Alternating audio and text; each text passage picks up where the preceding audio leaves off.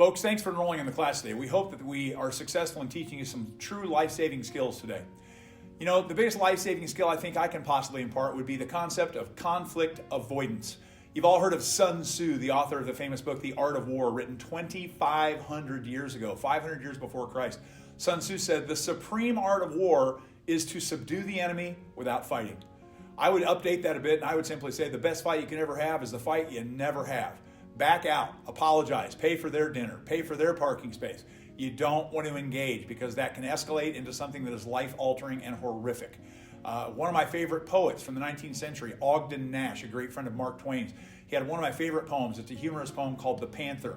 The last stanza is, when called by a panther, don't answer.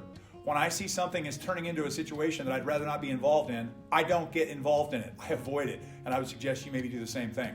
If force is unavoidable, if there's no possible way to avoid force, then the force that you use must be reasonable. Somebody who slaps you cannot be met with a pistol. That would be unreasonable.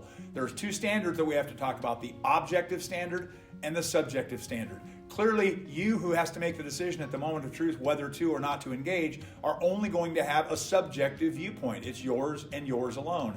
Unfortunately, society will view you through an objective lens, the reasonable man standard. I don't know that I've ever met a reasonable man. I think I'm the only one out there. I'll bet you feel the same way. I will tell you the definition of a reasonable man. It's very simple. The jury is the reasonable man.